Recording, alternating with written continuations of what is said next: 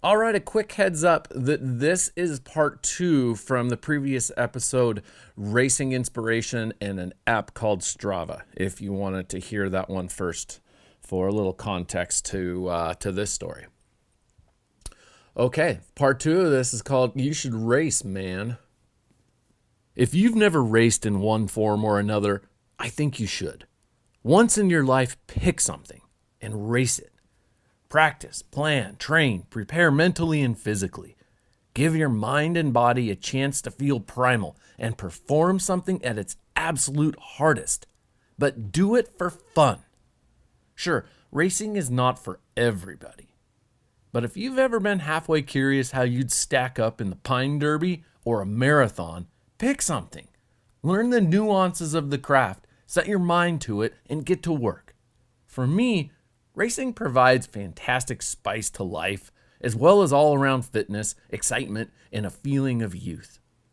Training for an event brings a great sense of being and purpose to the daily grind, especially when you're committed to an event that scares you. If you're like me, and at certain times of the year wonder to yourself, just what are you looking forward to, and nothing comes to mind, you know that feeling sucks. Or how about when you bump into a friend who asks what you've been up to, and all you can scratch up is the pathetic standard, oh, just, super busy with work. Yeah, that's pretty lame too. But when you're committed to a race, or have one recently under your belt, there's something real to talk about, to describe. Show your life amounts to more than droning on as Citizen X stalled midway through the American dream. I say all this not to be critical of anyone, but to describe how I feel life can be. And a great solution that I found, in addition to the most important things in life that really make us tick, is racing. It makes me feel alive, and I'll bet this would work for you too. Setting goals is really fun, and fuel my imagination of what upcoming adventures and outcomes will involve.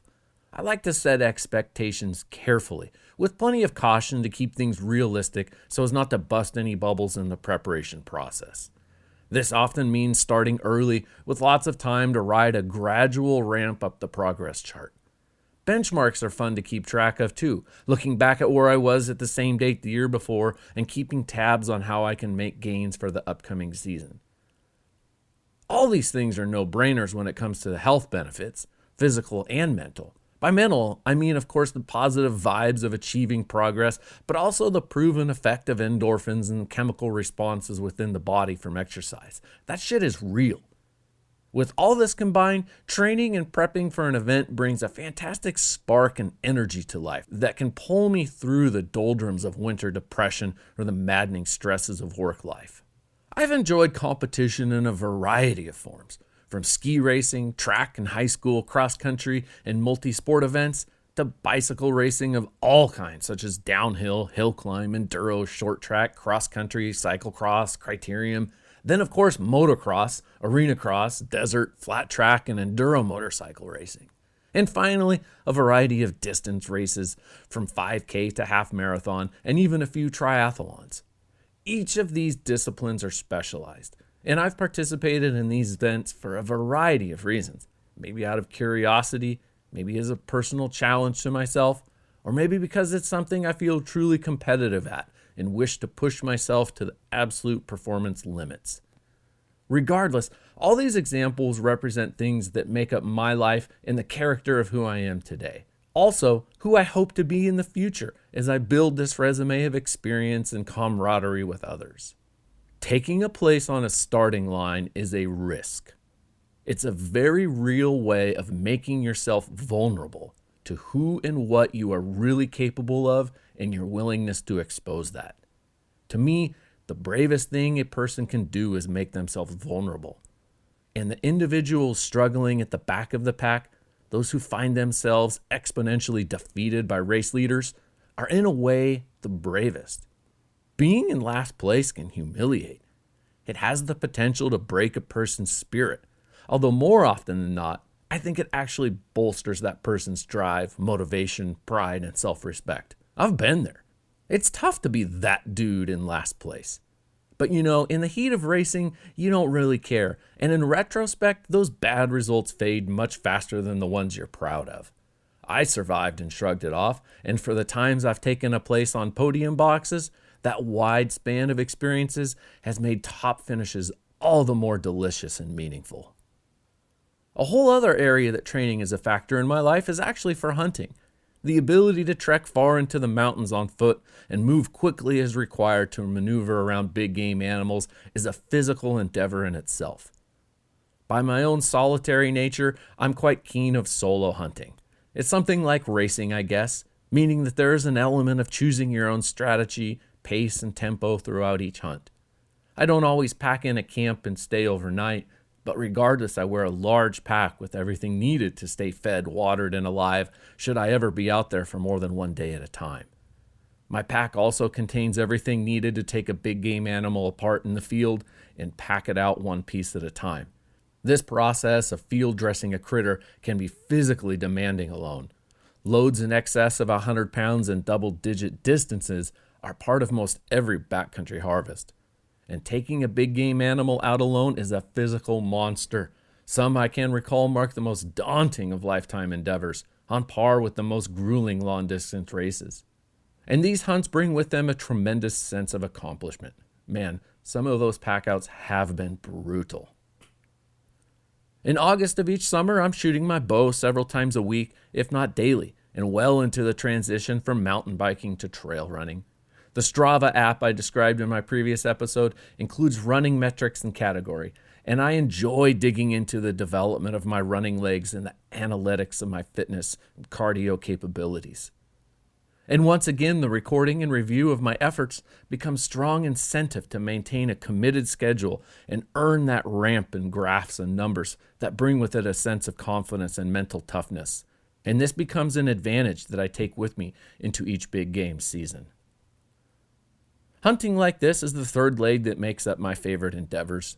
Two-wheeled tangos, specific forms of fishing, and backcountry hunting are the primary drivers of my recreational aspirations.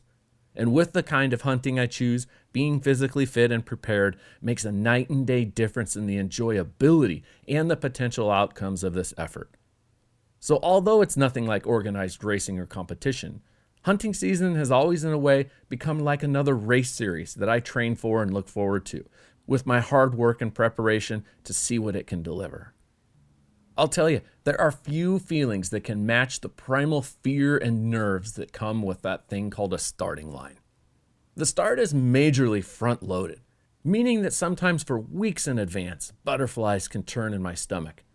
As the start of any event nears, it's a mix of anticipation, anxiety, expectations, and adventure that swirl together.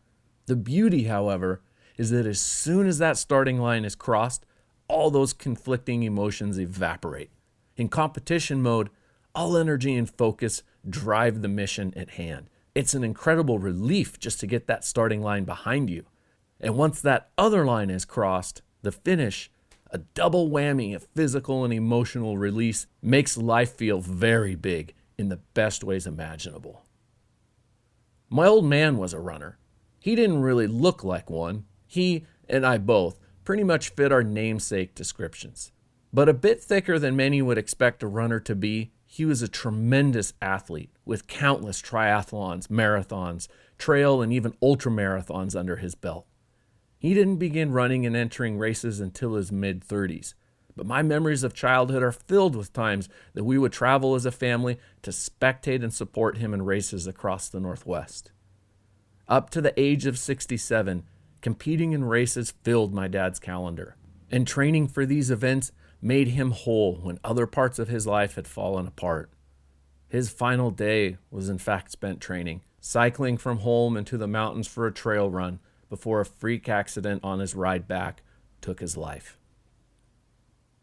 I was in 4th grade, I think, when Dad was training for the Portland Marathon and suggested that I start running with him. He and I did a lot of things together, so this made sense that I begin tagging along on runs, too. I'd head out with him along the scenic Obie Riley Road between Bend and Tumalo, Oregon. I'd try and make it a mile or two out, then reverse course back home.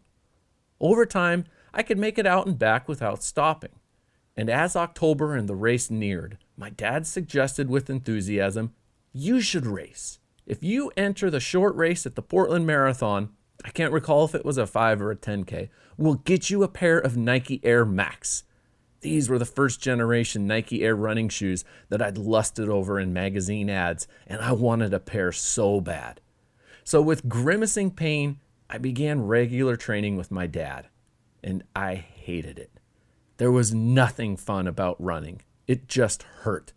But the taste of competition had already been introduced via BMX and motorcycle racing, and its unique flavor of satisfaction that came with putting myself to the test was revived. Pondering how I could place against kids my age in this race, my racing spirit was formally instilled. By the 5th grade, I'd reached the point I could consistently compete in 10Ks, a very common distance for foot races. So we began entering several races around Central Oregon each year. One I'll never forget was called the John McAdams Memorial, which took place in the postcard town of Sisters, among the towering ponderosa pines beneath the peaks of the Three Sisters Wilderness. The final mile or so of the course was a straight stretch of road that led into a municipal park on the edge of town. I could see a steady stream of runners ahead of me. From somewhere deep within, a surge of adrenaline pumped through my body. The tempo of my feet beating the road quickened like a rock ballad building energy. Like racehorses rounding the final turn, my pace kicked into a sprint too fast to know if it could be sustained all the way to the finish. I seemed to lose control of my breathing as my lungs hit redline. I began passing runners. 2, 3, 4 random adult runners slid backward through my peripheral vision on my right side. Nearing the last half mile or so, the familiar form of my dad was the next runner ahead of me. At the pace of an absolute sprint, I quickly reeled him in, and with some innate reasoning, I coasted up to his side, slowing to his pace, almost as if simply reaching him was my goal, my race, my winning finish.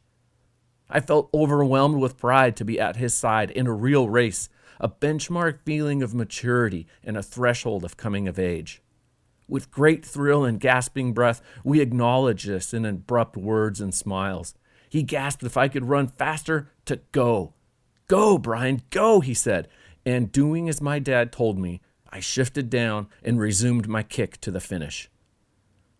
A distance runner's final sprint is a display of sheer agony. For me, it's an absolute push, a draining of the tank that dips the needle way past empty. It's a surge that takes over the whole body. Pain is too acute a feeling to be acknowledged. It's a fury, a frenzy, a numbing blur. Arms and legs moving as fast as possible, an absolute climax of emotional and physical boundaries. Ahead of me, the string of countless runners led to the finish, although far enough ahead to be only tiny figures on the horizon. My head tilted back, and I attacked the gap separating us.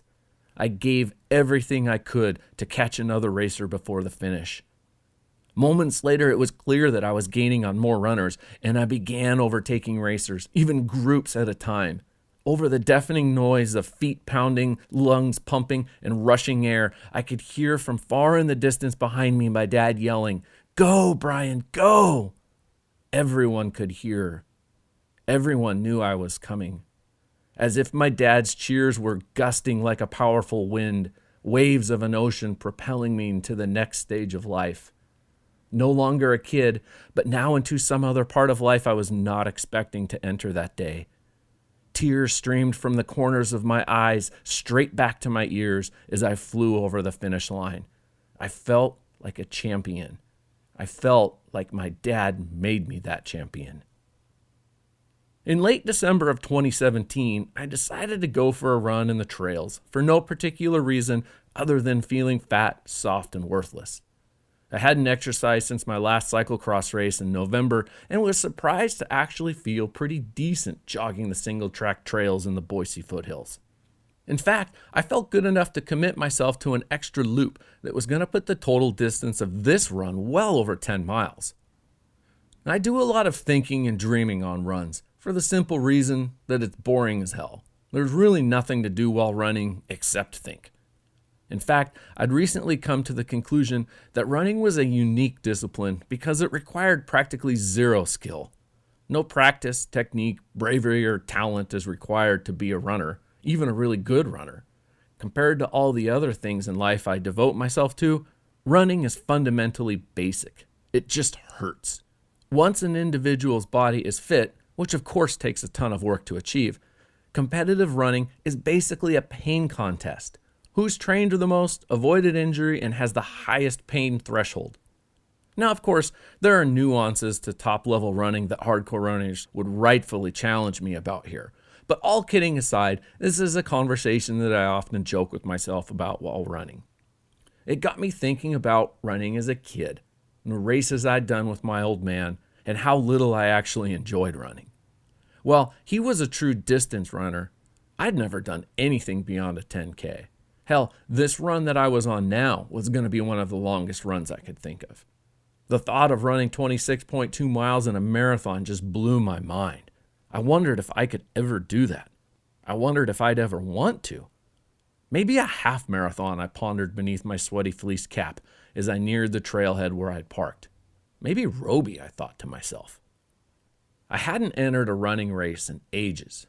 Decades, in fact. Like more than 2 decades. But I'd been running a lot in recent years as part of general training for other things. I really didn't have much interest in running as a competitive element, although my calendar did have a big open chunk from December to April. And there's this race here in Boise called the Race to Roby Creek, a half marathon with a reputation as one of the hardest races in the Northwest. Hard because it's all up and down and pretty steep. It's the kind of race that a lot of folks are just stoked to finish. It's the kind of race that my dad would have loved. I should try and finish Roby, I said under my breath as drops of sweat pelted the frozen gravel around my clapped-out running shoes. With surprising certainty, I began my Roby Creek training campaign that day, speculating that if I could manage 3 runs a week over the next few months, I should be primed to give this sucker a whirl. A good buddy Matt had already done the race in the past, so with suspicious excitement, I went so far as to make the statement that I was going to race Roby Creek. The idea felt novel to me, and setting a course of training to get me up and over the top of the Boise Ridge and back down the other side filled the span of months with much enjoyed sense of accomplishment and purpose. Training was far from easy. It was brutal, in fact. And 6 weeks before the race, I developed searing pain in my hip socket. I'd reached a point of running 20 to 30 miles a week, and that was enough for my duck-footed wonky gait to get my spine and pelvis all out of whack. Some specialized therapy and a trip to the local running store to get fitted for shoes got me back on track in the nick of time, although my training had suffered a huge gap in the weeks leading up to the race, totally upending my hopes and expectations for my finish. Early on in my training, simply finishing the race was my goal. As I built up a solid base, however, I reached the point where I could consistently run the half marathon distance of 13.1 miles without stopping, so I knew I could cover the distance. The challenge, however, would be doing so while including the 2,000 some odd feet of climbing and then descending without exploding on the way up or cramping into a wadded ball of agony on the way down. But my confidence peaked at a point where I'd hoped to finish in the top half of the capped entry of 2,000 racers. So all I had to do was place in the top 1,000. The race kicks off near downtown Boise with substantial fanfare. And as the course makes its way up the steep city streets and through the foothill neighborhoods, the curbs were lined with cheering spectators, shenanigans of all kinds. Costumes, boom boxes pumping out the Beastie Boys, jello shots, you name it. Jogging in the 70th or so percent of the pack at this point, I felt like a plastic bottle bobbing in a sea of color. There was so much chatting, laughing, people watching, and general bullshitting going on that we practically floated up the first few miles. Not much longer, however, the pavement ended and the arterial Forest Service road took a steep grade that quickly changed the chatter to labored breathing as the pack sorted itself out. Those who were out for a social jog/walk and those who were focused on running the race were easy to tell apart. Being that I had my dad in mind and his devotion to finishing races with his best effort, I fell into this latter category. My objective for this race was initially just to finish. Then after feeling pretty good during training, I upped the ante to the top half of all finishers. But after losing a bunch of training time to that hip injury in the final weeks before the race, I fell back to simply finishing as a worthy goal. In fact, I didn't run at all leading up to the race, opting to simply rest and hope I didn't destroy my hip socket during the race. As we began to hit the real grade of the course a few miles in, a lot of people started walking. Miles later, as the climb was really serious, I noticed a trend that I found interesting. Runners would shoot past me at a much quicker pace, but then not far later, they'd walk and I'd pass them back. Then they'd pass me again, and this routine would continue. I found it strange, as in all the running I've ever done, stopping and walking totally breaks my rhythm. I stiffen up and feel like hell. Plus, it just seemed dumb to me. I mean, if you're running so fast that you have to stop and walk, what's the point? It became clear to me that nearly everyone around me was doing this, and it was weird. It annoyed me. My new goal now was to simply avoid stopping and walking. The rutted dirt road was very steep, 6 or so miles into the race at this point. We'd climbed nearly 2,000 feet above the city, and the weather that day was spectacular. It was hot as hell, actually, and the sun beat down on us like weary travelers crossing a desert. Even in the steepest places, I stiffened my resolve and kept a hop in my step and a tempo to my stride to maintain a run and not relenting to walk. I was passing people at a steady pace now, although a few of the walking leapfroggers were still in the mix. Pretty soon, I could tell we were nearing the top, as more and more spectators began to appear along the road, and I could hear cheering in the distance. Adrenaline spiked my heart rate as I topped over a very steep section, and I could see an aid station, banners, and a clock marking the summit. I kept my gaze down on the ground in front of me, one laboring stride at a time, I told myself.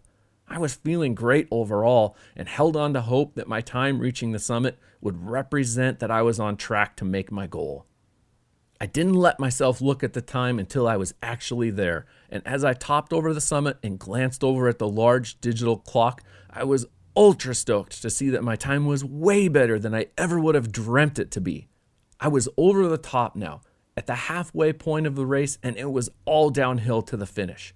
Not to mention that the backside of the Boise Ridge is thick, dark, and shady old-growth timber, a soothing, cool comfort compared to the blistering, shadeless exposure of the climb up.